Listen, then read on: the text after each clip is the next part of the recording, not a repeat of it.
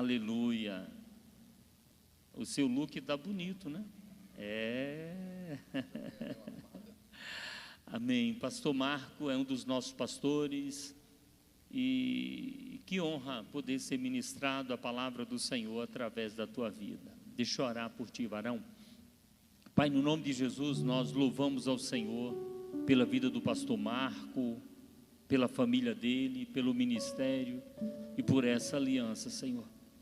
Eu sei que o Senhor já colocou no coração dele, na mente, a tua palavra. Nessa noite, libera, Senhor, libera graça, libera unção, para que possamos ser alimentados por ti através do teu Filho. Nós louvamos ao Senhor em nome de Jesus. Amém. Amém. Glória. Pronto. Paz do Senhor, igreja. Amém. Aleluia. Eu louvo a Deus por esta noite, por estarmos na presença de Jesus. Essa semana foi bem corrido, mas vencemos. Hoje, o primeiro dia da semana, e eu tenho certeza que Deus reservou algo especial para nós. Amém? Abre a sua Bíblia comigo. Carta ou epístola de Paulo à igreja de Colossenses, ou de Colosso, né? Colossenses, capítulo de número 1, versos de número 25. Colossenses, capítulo de número 1, versos de número 25 ao 27. Amém? Aleluia. Está já no projetor. Diz o texto, a minha versão um pouquinho diferente, mas dá para a gente acompanhar. Deus me deu a responsabilidade de servir seu povo, anunciando-lhes a sua mensagem completa. Verso 26. Essa mensagem foi mantida em secreto por séculos e gerações, mas agora foi revelada ao seu povo santo. Verso 27. Pois Deus queria que eles soubessem que as riquezas gloriosas deste segredo também são para vocês, os gentios. O segredo é este: Cristo está em vocês, o que lhes dá a confiança, a confiante esperança de participar da sua glória. Amém?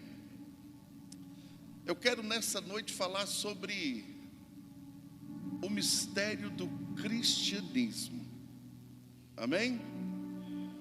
Paulo, quando foi trazer uma palavra de edificação para a igreja de Colosso, ele trouxe esta informação, visto que quando vamos estudar uma matéria teológica chamada eclesiologia, a gente vê que igreja, na verdade, ela surgiu antes mesmo da criação do mundo. O apóstolo Paulo chama isso de fundação, quando tudo começou, antes mesmo de Deus criar o primeiro homem, a primeira mulher, Deus já havia se decidido em casar com a sua criatura. E o maior segredo, o maior mistério que esteve oculto entre todas as gerações é justamente esse que ele revelou: Cristo em vocês. Hoje nós temos uma grande dificuldade de entender isso, e nós acabamos vivendo um cristianismo diferente, um cristianismo com o seguinte princípio: eu preciso fazer alguma coisa para receber. Se eu não fizer nada, eu não recebo nada. E aí conflita com outro princípio: tudo que nós recebemos, recebemos por amor ao nome dele e não porque merecemos. Na verdade, vivemos em um tempo onde nós o chamamos de graça, a dispensação em que Deus age com a humanidade, não conforme os seus feitos. Porque se Ele agisse conforme os seus feitos, nós teríamos problemas seríssimos. Hoje é dia do mês 18. Para não falar de outros meses, só nesse, quantas vezes você já pecou nesses 18 dias? A Bíblia diz que o salário do pecado é mas eu não morri, você não morreu. Por que não morremos? Por causa desse negócio chamado graça. Ainda em alguns atos que cometemos, por diversas vezes nós entramos na presença de Deus em oração, e ainda assim Deus nos ouve, e ainda assim Deus trabalha em o nosso favor, pois a Bíblia diz que Deus trabalha em favor daqueles que esperam nele. Então, quando nós vamos parar para observar essas coisas, não tem uma outra justificativa senão graça. Deus age conosco não conforme os nossos feitos, não conforme aquilo que merecemos, mas por causa de seu sacrifício na cruz. Pastor, como eu devo agir? Eu devo estar nele e não fazer alguma coisa para ele. Eu devo estar em Cristo e não trabalhar para Cristo. Quando nós pegamos o texto, e aí a gente vai entender bem isso, lá de 2 Coríntios, capítulo de número 5, verso de número 17, o texto diz assim: e assim que se alguém está em Cristo, nova criatura é, as coisas velhas se passaram, e eis que tudo se fez novo. Quando eu tenho em mente que servir a Jesus, ou viver um cristianismo bíblico, não é pautado por aquilo que eu faço com o objetivo de receber, e sim de estar em Cristo, me relacionar com Cristo. Logo entendemos que cristianismo não tem nada a ver com religião. Religião no latim, religare, que significa o homem à busca de Deus. Cristianismo é o oposto de religião, é Deus à busca do homem. Quando nós pensamos na dinâmica de santidade e pecado, e quando olhamos para nós mesmos e vemos que somos pecadores, e sabemos que o pecado é quem separa-nos da presença de Deus, sabemos que o pecado nos afasta do Senhor, então nós entendemos esse processo do cristianismo. Quem está atrás do homem é Deus, porque o homem por si só não consegue buscar ao Senhor.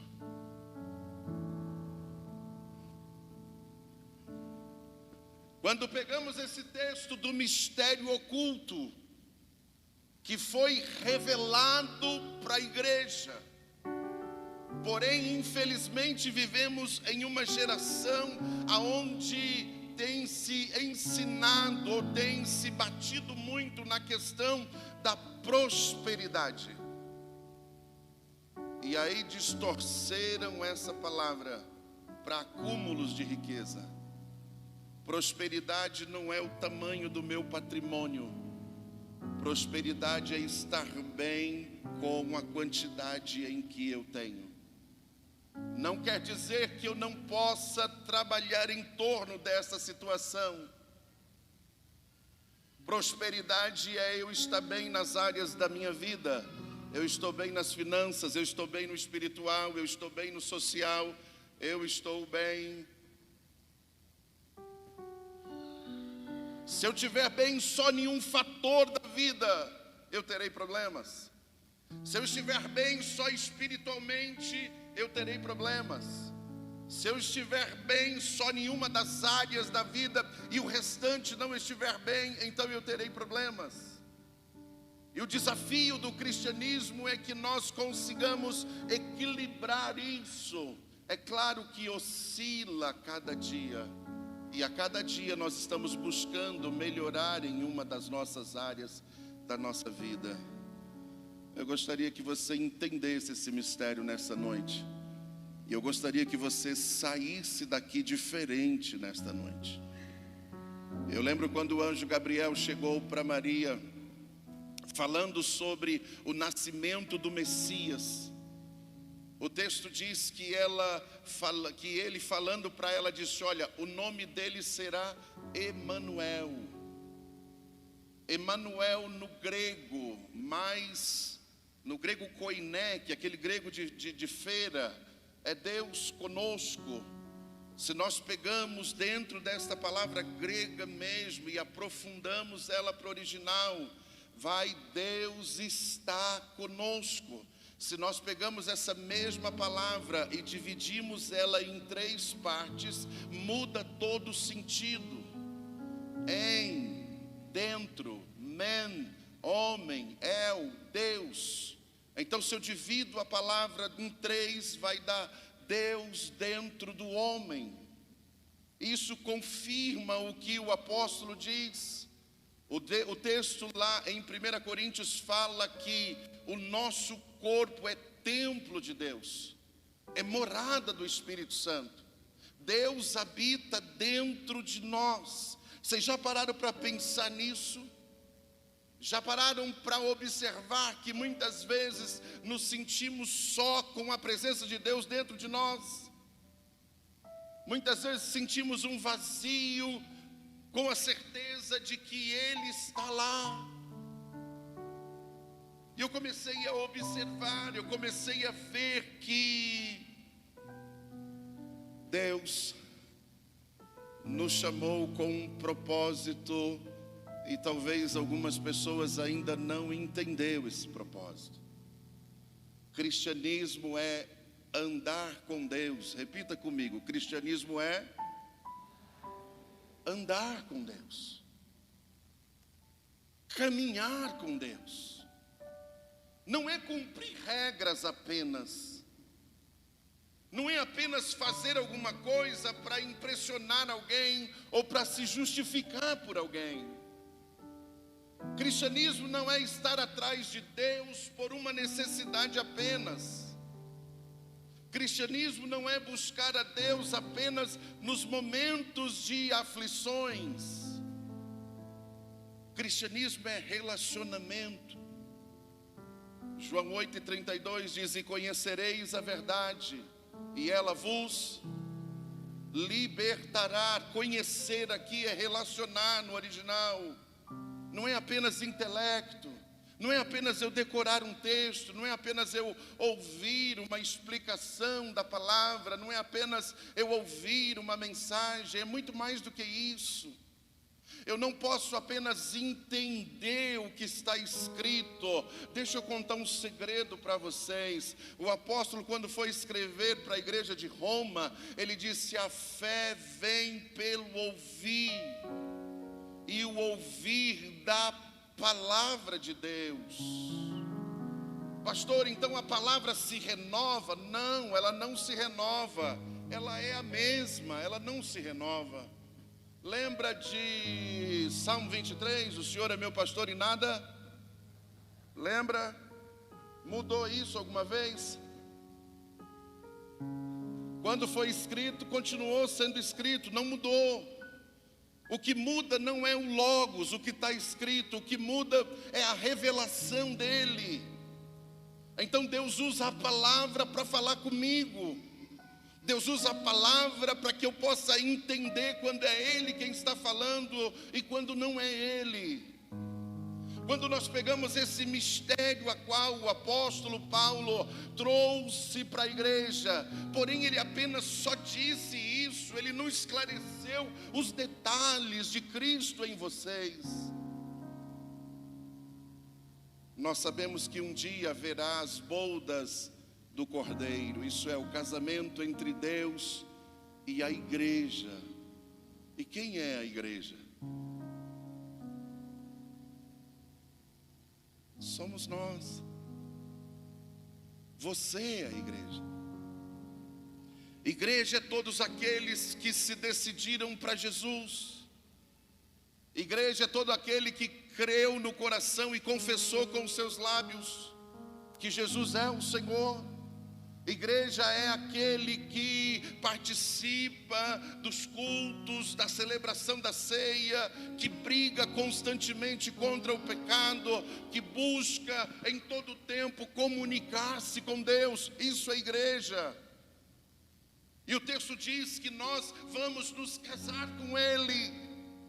O texto diz que Deus está preparando a noiva para esse dia. Isso é, Deus está nos preparando, Deus está nos santificando, Deus está trabalhando em nosso ser para que nós passemos uma eternidade com Ele. E às vezes nós estamos tão preocupados com tantas outras coisas, menos com isso. É como um marido que casou com a esposa e foi viajar por 5, 6, 7, 8 anos. Fica um vazio. Quando a gente vai entender essa questão, deixa eu trazer umas informações interessantes. A Bíblia chama lá no comecinho de Elohim, Deus no plural. Olha que legal, no Antigo Testamento não tinha figura da Trindade. No Antigo Testamento você só vê o eterno agindo. Quando Jesus vai se manifestar, Ele vem em forma humana. E quando vamos estudar a Bíblia, entendemos que a manifestação de Jesus no Antigo Testamento, teofania, isso é Deus no corpo humano. Mas no Antigo Testamento não tem Espírito Santo atuando de uma forma visível, onde as pessoas o chamam, onde as pessoas se relacionam.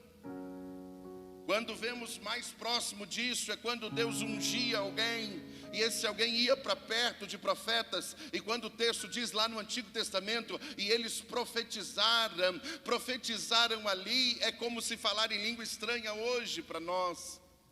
Não é entregar uma mensagem profética. O interessante é que quando Jesus aparece no cenário, João capítulo 1, o texto diz que Jesus se fez carne, habitou entre nós. Quando Ele vem para habitar entre nós, muda toda a dinâmica do relacionamento com Deus. Agora Jesus é o Deus encarnado, agora Jesus é a manifestação de Deus na terra. Aí o ponto de Jesus dizer para os seus discípulos, lá em João 14, quando vocês me verem, vocês verão o Pai. O Pai está em mim, eu estou nele. Se vocês têm dificuldade de acreditar em mim, acreditem pelo menos por causa das obras que eu tenho feito. E aí quando Jesus está prestando o último relatório ao Pai na sua oração sacerdotal, no capítulo 16 e 17 de João, Jesus disse: olha, eu vou, mas eu enviarei o Paracleto, que na nossa Bíblia está escrito Consolador. Nós temos um problema agravante nesta palavra. Paracleto no grego igual a mim, no latim é paraclito. Paraclito é a força, a luz de Deus. Por isso alguém tem dificuldade de se relacionar com o Espírito Santo, porque acredita que o Espírito Santo é a força de Deus, acredita que o Espírito Santo é a manifestação de Deus. Mas olhando para a Bíblia e dentro do relato bíblico, nós vemos que o Espírito Santo é um ser vivo, um ser que tem a afeição, um ser que fala. um ser que direciona, um ser que está presente em o nosso dia a dia. Se pegarmos Tiago, capítulo de número 4, nós vamos ver o apóstolo dizer assim: olha, ou cuidais vós em que vão, diz as Escrituras, que o Espírito que habita em vocês tem ciúmes. No original aqui, zelo, afeição. Se nós ainda continuarmos, nós veremos no capítulo 4, verso 30, o apóstolo Tiago diz: olha, não entristeçais o Espírito Santo. Se ele é a força de Deus, se ele é o braço de Deus, como é que ele fica triste? Se pegarmos ainda lá em Atos capítulo 13, nós vamos ver que quem separou Saulo, Barnabé para a obra missionária foi o Espírito Santo. O texto diz que o Espírito Santo disse no meio deles: apartai-vos a Barnabé e Saulo. Então, quando nós vamos pegar o texto, nós vemos que o Espírito Santo não é uma força, não é uma luz, não é um arrepio na coluna, não é um arrepio no braço.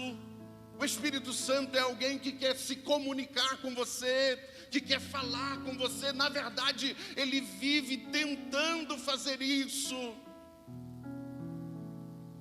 E nós temos dificuldades de ouvi-lo, de entendê-lo.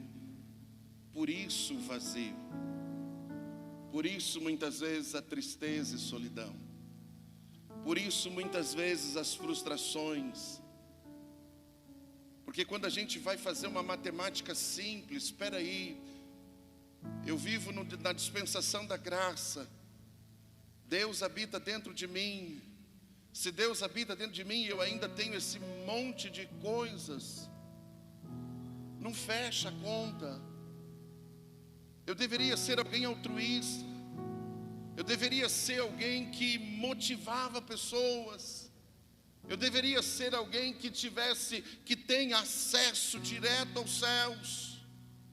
A minha vida deveria ser diferente, a minha vida deveria ser empolgante, porque nós somos os únicos seres viventes em carne, em corpo físico, que temos acesso ao mundo espiritual. Nós somos os únicos que foram capacitados para discernir atuações do inferno, discernir setas malignas. Nós somos os únicos que têm autoridade para repreender principado, potestades e hostes. Deus investiu em nossas vidas e estamos com dificuldade de viver um cristianismo. Por quê, pastor? Porque às vezes nós estamos fazendo o que a igreja de Tessalônica fez. 1 Tessalonicenses 5,19: não extinguais o Espírito Santo. Extinguir é o mesmo que exterminar, matar, aniquilar, destruir, apagar, dissolver. E eu poderia acrescentar algo de conta própria: ignorar o Espírito Santo. Quantas vezes Deus fala com você, faz isso, e alguém repreende? Quantas vezes Deus nos chama para a oração? Pastor, quando eu tenho vontade de orar, é o Espírito Santo me chamando? Vamos fazer uma conta? O diabo faria isso? Ele mandaria tu orar? Você por si mesmo faria isso? Então só tem um outro. Quantas vezes nós ouvimos algo dentro de nós dizendo: ei, não entra por aí não, isso aí é ruim, e a gente ignora. Porque alguém está querendo ouvir Deus como Samuel, lembra? Samuel, Samuel. Deus não vai gritar: de fora de você, e sim dentro. Eu preciso aprender a discernir a voz do Senhor. Eu preciso aprender a reconhecer a voz de Deus. Quando eu reconheço a voz de Deus, então eu começo a me comunicar com ela. Quando eu consigo discernir que é Deus que está dizendo, então muda toda a dinâmica da minha vida como cristão. Deixa eu separar aqui para você entender. O cristianismo é feito por etapas, por ciclos, por fases. A primeira fase na vida de alguém, o Espírito Santo está fora, não está dentro. Se pegarmos João 16:8, o texto diz que ele nos convence do pecado, da justiça e do juízo. Esse convencer, isso é, ele vai iluminar a minha mente. Isso é, ele vai trazer um esclarecimento sobre o que é pecado, sobre o que é a condenação, sobre o que é o juízo. Ele faz isso fora de mim. Esse é o primeiro ciclo. Esse é a primeira fase em que o Espírito Santo se relaciona com alguém. Após isso, quando nós respondemos esse chamado, quando nós entendemos que estamos no caminho errado, quando nós entendemos que com as nossas forças e com o nosso próprio jeito de agir não vai nos levar a lugar algum, então tomamos uma decisão. Qual é? Eu vou receber Jesus, eu vou aceitar Jesus, isso é, eu vou convidá-lo para entrar dentro de mim. Aí o texto diz que muda o ciclo. Agora ele não está fora, agora ele faz de mim morada, agora ele entra em mim, agora ele vai habitar em mim, agora ele vai fazer morada no meu espírito. Jesus disse que em toda casa tem um valente, e este valente faz o que ele quer na casa, até quando o mais valente chega. Quando o mais valente chega, ele expulsa o valente, ele limpa a casa, ele adorna a casa, ele habita na casa enquanto o dono da casa quer que ele habite. A partir do momento que o dono da casa diz, eu não quero mais, então o mais valente sai. O texto diz que o valente que estava, vive ao derredor, procurando aí uma possibilidade de retornar. E quando ele chega e vê que a casa está vazia, ele volta para casa. E o texto diz que ele traz consigo 7 piores do que ele. E Jesus diz que o estado dessa pessoa é pior do que quando ela estava. Então nós entendemos que esse negócio de casa sou eu, é pessoa. Entendemos que o valente são demônios, são vícios, são um monte de coisas que nós adquirimos quando estamos longe de Deus. Entendemos que o mais valente é Jesus, é o Espírito Santo. Entendemos que quando nós consigamos compreender que o pecado vai nos levar para uma condenação, quando entendemos que o juízo é verdadeiro, então nós tomamos uma decisão de recebê-lo, aí ele entra dentro de nós. Esse é o segundo ciclo, ele vem habitar no nosso espírito. Ele vai tirar algumas coisas que faz mal para nós. Às vezes aquilo que faz mal para nós é importante, por isso passamos por alguns momentos difíceis. O interessante é que Jesus disse lá em João capítulo 15, eu sou a videira, vocês são os ramos, o Pai é o lavrador, aquele que produz fruto, ele vem e poda. Quem é que quer ser podado? Toda poda sangra, toda poda gera dor, mas Deus tem um propósito para a poda, é para que os frutos sejam gerados para a eternidade. Agora, se eu não estiver ligado na videira, Ele corta. Deixa eu contar um segredo para você, é melhor ser podado por Deus do que cortado por Ele. que é a poda, pastor? Na prática, é que nem tudo que eu quero Ele vai me dar.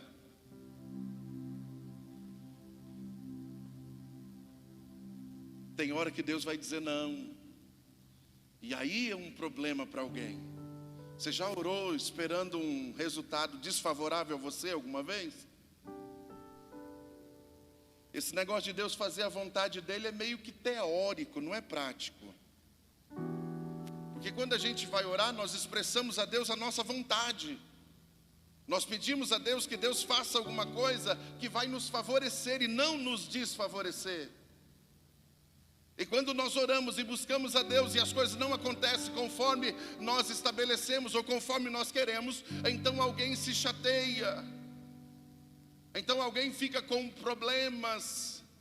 Então alguém tem dificuldade de servir no reino. Entenda, o segundo ciclo do Espírito Santo é muito importante para as nossas vidas, mas não fica só nisso. Tem um terceiro. E qual é o terceiro? Jesus, Mateus capítulo 20, chega para os discípulos, assopra sobre eles e diz: recebam o Espírito Santo. E eles receberam. E aí Jesus agora está perto para subir para os céus. Agora ele já recebeu todo o poder no céu e na terra. Porque algum tempo atrás, mais ou menos um ano atrás, eles tinham perguntado para Jesus quando é que o Filho do Homem viria. E Jesus disse: olha, ninguém sabe, nem os anjos, nem eu sei, só o Pai que sabe. Agora ele recebe todo o poder, a onipresença, onisciência e onipotência. E os discípulos abrem essa pauta novamente e perguntam para Jesus: e aí, quando é que vai ser a restauração do reino? Jesus disse assim: olha, a vocês não pertence saber os tempos e as estações, mas fiquem em Jerusalém, até que do alto sejais revestidos de poder. Terceiro ciclo de Deus habitar em mim, eu recebo poder. Poder para quê, pastor? Olha que legal. Verso de número 8, Atos 1 e 8. Mas recebereis o poder do Espírito Santo que há de vir sobre vós, e sereis minhas testemunhas. O que é uma testemunha? Cadê os advogados?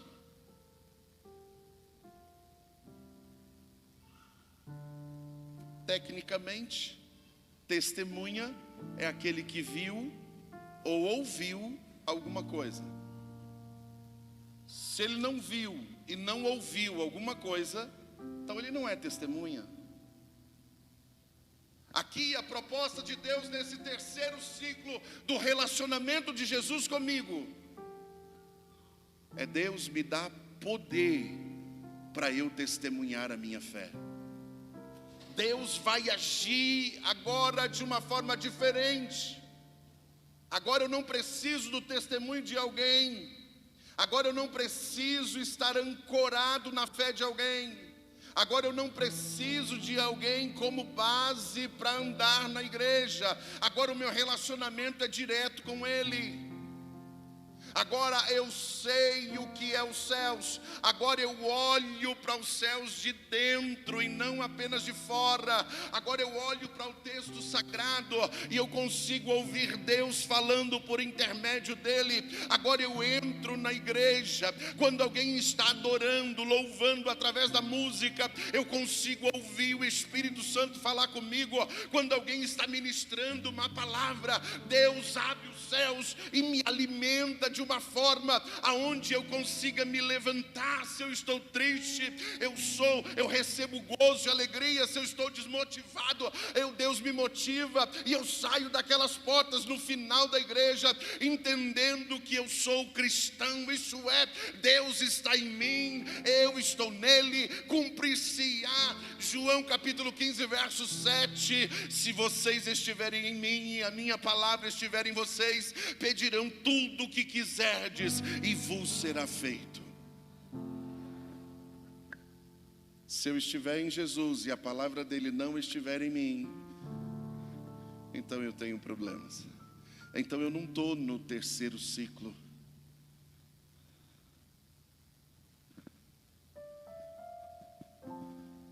Sabe o que eu acho lindo no texto? É que Deus, aquele que começou a boa obra, Ele é fiel para chegar até o fim. Posso expressar um pensamento de Deus para você? Eu não desisto de você. Quantas vezes você já pensou em parar? Quantas vezes nós já pensamos em desistir? Deixa eu trazer uma experiência pessoal. Teve um tempo que eu disse: Deus, para mim já deu, quero mais não. Eu precisava fazer algo. O meu chefe na época me barrou de um jeito. Eu disse: Deus, não vai dar não, chega. E aí eu fui orar. Eu estava falando com Deus. O Espírito Santo veio falar comigo e disse: ei, quando você estava lá deitado naquela caixa de papelão, quem foi lá? Foi ele ou fui eu? Eu disse: foi o Senhor. Quando você estava desesperado, em crise, quem é que te visitou? Foi ele ou fui eu? Quando alguém não acreditava em você,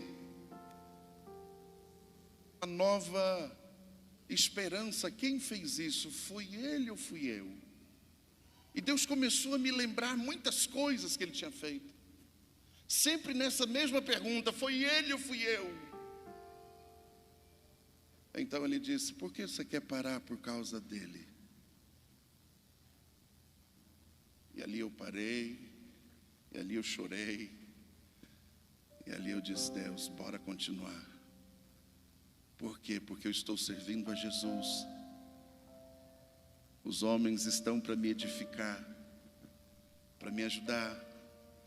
Quando eles não conseguem cumprir esse papel, eu devo olhar para Jesus, que é o autor e o consumador da minha fé. Quando eu penso nesse terceiro ciclo, Deus investe em poder na minha vida. Agora eu, com o poder de Deus, começa a mudar toda a dinâmica da minha vida.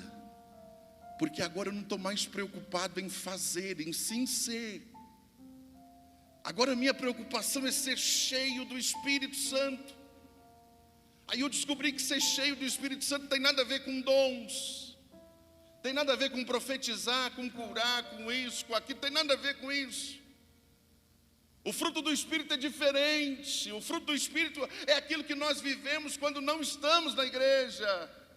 O fruto do Espírito é quando nós relacionamos com pessoas que não tem nada a ver com a fé que nós professamos.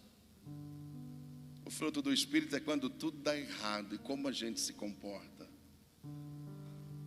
Deus derrama poder para vencermos o mal, para vencermos o pecado e para vencermos o maior inimigo nosso, nós mesmos. Esses dias eu estava em casa falando com Jesus. Eu estava crente.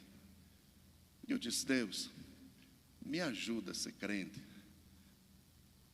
Porque às vezes eu mesmo me saboto. Às vezes eu mesmo dificulto a minha vida. Às vezes eu tomo uma decisão que não era para tomar. Às vezes eu falo que não era para falar. Às vezes eu ajo como não era para agir. Me ajuda nisso. Me ajuda a ser diferente. Me ajuda a viver a sua palavra. Porque esses 3 ciclos nos levam para esse ponto, que é o ponto de comunhão. É o ponto que nós podemos falar com Ele não apenas para pedir ou para agradecer alguma coisa. É o ponto onde nós vivemos de verdade um cristianismo. É onde nós chamamos de Deus e dizemos: ó Deus, eu falhei nisso, eu falhei naquilo, eu quero melhorar, me ajuda a entender o teu propósito, me ajuda a viver o que está escrito realmente. Fica de pé comigo. As horas já se foram.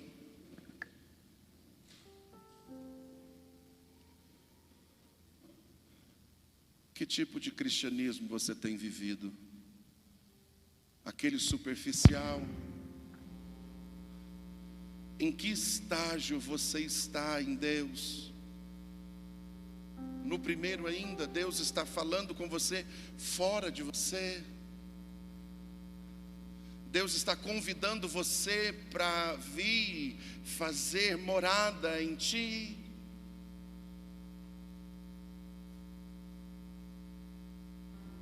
Ou você já está no segundo ciclo? Ou Ele já está dentro de você, Ele já habita aí, mas ainda falta um monte de coisas, ainda vive um processo meio estranho. Bora para o terceiro.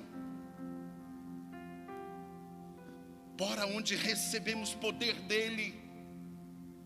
Bora entrar na presença dEle de uma forma onde nós venhamos vencer o pecado, aonde nós venhamos ter a capacidade mais do que racional para profetizar a nossa fé, para falar e dividir aquilo que nós entendemos, aquilo que nós vivemos, e assim sermos testemunhas. Eu quero fazer um convite enquanto o grupo de louvor adora.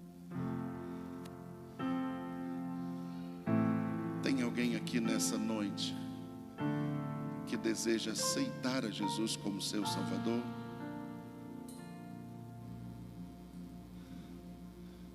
Temos alguém? Vem cá, Marquinho. Filho de crente aceita Jesus. Você também? Olha que bênção.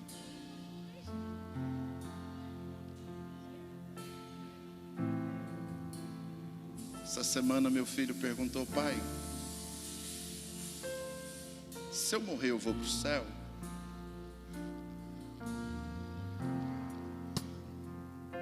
Eu disse: vai não, filho. Mas o pai é pastor. Eu disse: mas isso não te leva junto. E ele disse: o que eu preciso fazer para ir para o céu? Eu disse: você precisa convidar Jesus para entrar no seu coração. Ele disse: como que eu faço isso? Eu disse: quando alguém estiver pregando e falar para aceitar Jesus, você ergue a sua mão. Ele disse: eu vou fazer isso. E eu lembro de um grande pregador que foi pregar e uma criança aceitou Jesus. Hoje são duas. E alguém desprezou tanto, mas essa criança mudou toda a história da China. Ele ficou 1 ano pregando. Ninguém se convertia. Ele resolveu desistir. E um aceitou Jesus. E esse um revolucionou a sua geração. Fecha aí os seus olhos. Eu tive o privilégio de batizar minha filha. E hoje de ver o meu filho aceitando Jesus. E há muito tempo eu dizia: Deus, a hora que o Senhor quiser me levar, pode me levar. Mas aí eu percebi que o meu filho não estava muito crente. Eu disse: Deus, então segura mais um pouquinho aí, deixa o meu filho ficar crente. E hoje, quando ele quer alguma coisa, eu digo: filho, vai orar. E ele vai mesmo. Ele dobra o joelho e vai falar com Deus. A Bíblia diz: se nós não formos como uma criança, nós teremos problemas de viver o cristianismo verdadeiro. Então nesta noite, fecha aí os seus olhos. Então nesta noite, convide Jesus para mudar de ciclo na sua vida. Talvez Ele esteja aí, mas não tenha atuado de uma forma em que é necessário. Então peça a Ele para fazer a diferença. Peça a Ele para falar com você. Peça a Ele para direcionar você. Peça a Ele para que a sua vida faça sentido.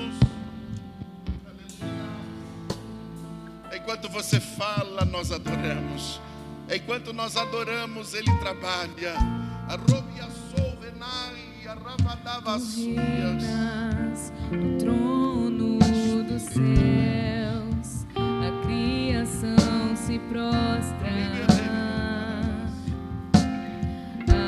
aos seus pés. Tu reinas vestido de glória, os anjos te adoram aos teus pés. Pra sempre governarás,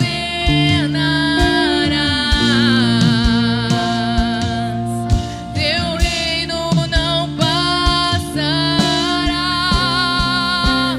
Ó Santo Deus, fico maravilhado. Tu és muito mais do que eu possa expressar. Ó Santo Deus, quebra o vaso de alabastro sobre o Deus que sabe me maravilhar. Tu és totalmente amável, tesouro desejável,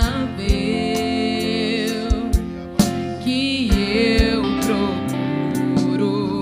Tu és um fogo apaixonado, eu sou do meu amado, e tu és meu. Pra sempre governarás,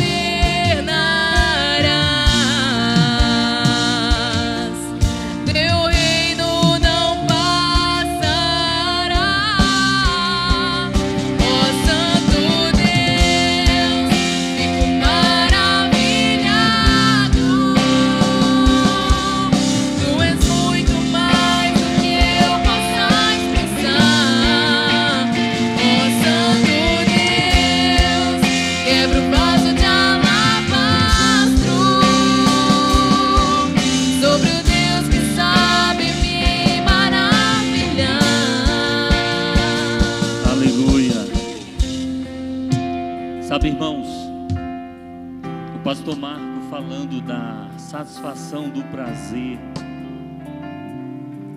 e para mim uma honra estar nesse culto, quando eu vejo a minha filha com a minha neta. A minha filha, o meu genro são ministros de louvor. Eles conduzem o louvor dessa igreja.